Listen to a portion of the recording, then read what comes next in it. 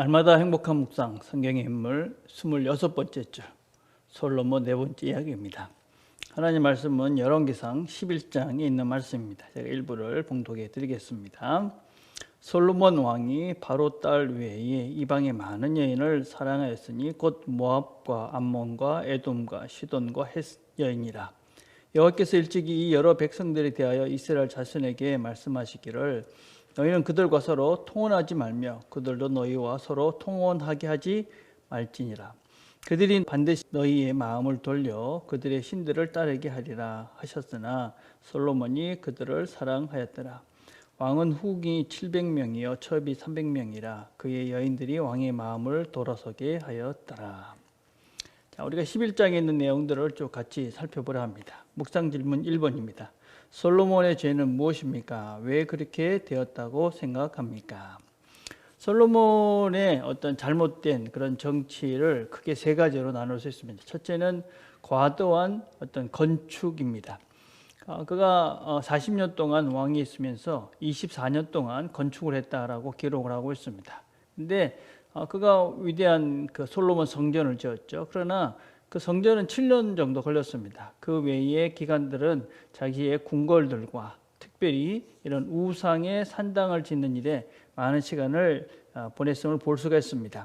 11장 7절에 보면 모압에 가증한 그못을 위하여 예루살렘 앞 산에 산당을 지었고 암몬 자손에 가증한 몰록을 위하여 그와 같이 하였으며, 그러니까 이런 건축을 하는데 성전도 지을 뿐만 아니라 자기 궁궐도 더 크게 짓고 그리고 수많은 이런 우상들의 산당을 지어서 너무나 많은 사람들을 힘들게 하고 그렇게 잘못된 그런 국력을 낭비했던 것이 그의 실정 중에 첫 번째입니다.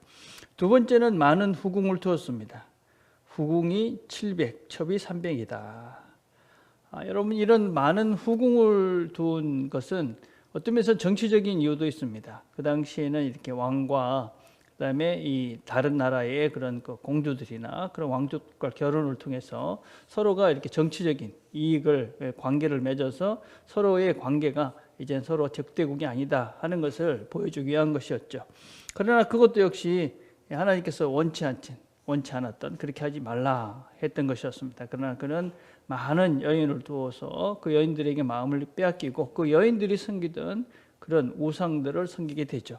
그래서 그의 또 최종적인 그런 죄는 우상 숭배입니다. 그가 또 그의 이방 여인들을 위하여 다 그와 같이 한지라 그들이 자기들의 신들을 위하여 제사하였더라. 이 여인들이 그 자기들의 신들을 섬기기 위해서 그렇게 우상을 만들고 그런 궁전들을, 신당들을 만들어 줍니다. 하나님께서 뭐라고 말씀을 하셨냐면 너희는 그들과 서로 통혼하지 말고 그들도 너희와 서로 통혼하게 하지 말라. 이렇게 되면 결국은 그들이 섬기는 그 우상들을 너희가 섬기게 될 것이니까 이렇게 하지 말라라고 하나님께서 분명히 말씀하셨는데 솔로몬은 이 말을 듣지 않고 자기의 방법, 자기의 생각대로 여인들을 또 결혼을 통해서 또 그렇게 하나님의 뜻과 상관없는 방법들을 생각합니다. 그럼 우리가 자기 생각으로 좋은 방법이라고 생각하고 여러 가지 것들을 이렇게 할 수 있습니다. 그런데 과연 우리가 늘 어떤 고민들을 해야 되느냐, 이게 과연 하나님의 방법인가, 내 방법인가 하는 고민들을 해야 되는 것이죠. 좋은 방법이 모든 것이 좋은 것은 아닌 것이죠. 우리는 어떤 것이 옳은가, 어떤 것이 성경적인가, 그 방법을 따라 살아가는 자들이 이제 그리스도인들, 하나님을 믿는 사람이다라고 할 수 있습니다. 자, 두 번째입니다. 하나님은 솔로몬을 위하여 무엇을 하십니까? 그리고 어떠한 약속을 지켜가십니까?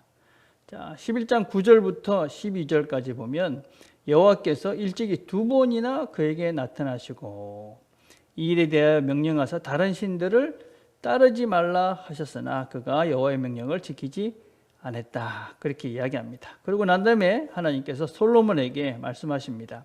내가 이러한 일이 있었고 또 내가 내 언약과 내가 내게 명령한 벽도를 지키지 아니했으니 내가 반드시 이 나라를 내게서 빼앗아 내 신하에게 주리라. 그러나 내 아버지 다윗을 위하여 내 세대에는 이를 행하지 아니하겠다. 자, 하나님께서 솔로몬의 그런 모든 죄악들을 보시고 아셨습니다. 그럼에도 불구하고 하나님께서는 몇 번이나 그에게 나타나서 그렇게 하지 말라 그렇게 이야기하십니다.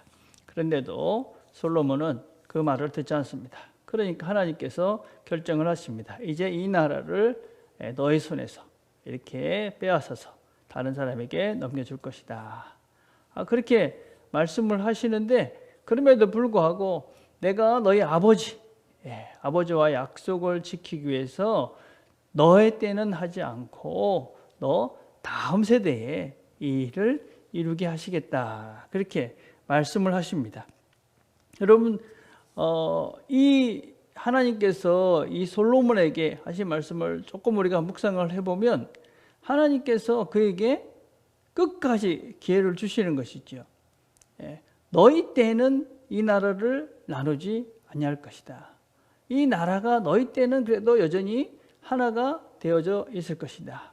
그 얘기는 솔로몬이 죽을 때까지 어떤 면에서는 다시 자기가 돌아서서 이 나라가 나눠지지 않을 수 있는 그런 기회가 그에게 계속적으로 주어지고 있다라는 것을 우리는 알 수가 있습니다. 그래서 여러분, 우리에게 하나님께서는 끝까지 기회를 주시는 것이죠. 그렇죠? 그리고 오늘이라는 시간이 우리에게 있다는 것은 우리가 다시 한번 하나님께서 원하시는 자리로 돌아갈 수 있는 시간이 우리에게 주어졌다 하는 것입니다. 여러분, 솔로몬에게 주어진 하루하루 시간들이 있었을 것입니다. 하나님이 나타나셔서 그를 계속적으로 설득했고 네 때에는 이 나라가 나눠지지 않을 것이니 네가 살아있는 동안에 그 기회를 잡아라. 그렇게 말씀을 하고 계시는 것이지요. 우리에게 주어진 이 하루는 하나님 주신 새롭게 시작할 수 있는 기회다 하는 것입니다. 자, 3번입니다. 솔로몬의 죄로 인하여 어떤 결과를 낳게 됩니까? 11장 13절에 보면 오직 내가 이 나라를 빼앗지 아니하고 내 종 다윗과 내가 택한 예루살렘을 위하여 한 지파를 내 아들에게 주리라 하셨더라. 결국은 이 솔로몬이 죽고 난 다음에 끝까지 솔로몬은 돌아서지 않았고 결국은 이 나라는 두 개로 이렇게 나눠집니다. 그래서 통일 왕국 시대가 이제 솔로몬에서 끝나고 그 다음 시대인 분열 왕국 시대가 시작되죠. 그래서 남유다와 북이스라엘로 이렇게 나눠지게 되어집니다. 여러분, 나눠진다, 분리, 이거는 악이 틈탄 그런 결과다라고 할 수 있습니다. 너와 나 사이에 어떤 나눠짐, 또 어떤 나라와 나라 사이에 나눠짐, 민족과 민족 간의 나눠짐, 이런 모든 어떤 그 나눠짐 속에는 악이 틈타는 것이죠. 그렇지만 너와 내가 하나가 되어져 가고 있다. 그거는 이제 성령의 역사고 하나님의 역사인 것이죠. 그래서 우리는 이 나눠짐, 분리되는 것, 이거에는 항상 악이 틈탄 결과라는 것을 우리가 꼭 명심해야 됩니다. 우리는 이 악이 틈타서 우리를 나누게 하려는 이 악한 세력들을 우리가 잘 분별해서 볼 수 있어야 됩니다. 그리고 우리는 평화의 사람, 피스메이커가 되어야 되는 것이죠. 너와 내가 하나가 되도록, 모든 사람이 하나가 되도록 만들어가는 사람들이 바로 하나님의 선한, 하나님의 온전한 그리스도인들이라고 할 수가 있습니다. 하나님께서 우리에게 오늘도 새로운 날을 주셨습니다. 오늘 우리에게 주신 날들을 우리는 서로가 하나가 되는 그 일에 우리가 전념을 해갔으면 좋겠습니다. 특별히 하나님께서 오늘이라는 시간, 오늘이라는 기회를 또 다르게 우리에게 주셨습니다. 이 하루가 하나님께서 원하시는 그런 평화를 만들어가는 저와 여러분이 되기를 간절히 바라겠습니다. 오늘 우리가 함께 드릴 기도는 한국을 위해서, 대한민국을 위해서 우리가 기도를 하는 것입니다. 무엇보다도 사람들을 귀하게 여기는 나라가 될 수 있도록 우리가 기도를 합시다. 정말 사람이 가장 소중한 존재로 그렇게 인식되는 그런 나라가 될 수 있도록 그렇게 기도했으면 좋겠습니다.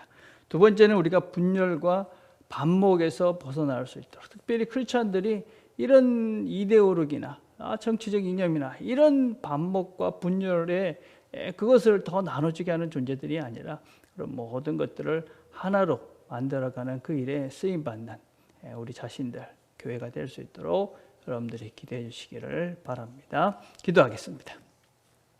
하나님 아버지 감사합니다. 오늘도 저희들이 함께 말씀을 들었습니다.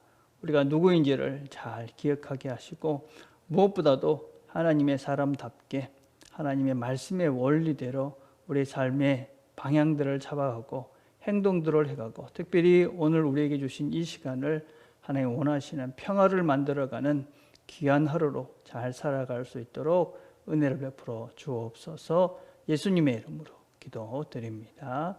아멘.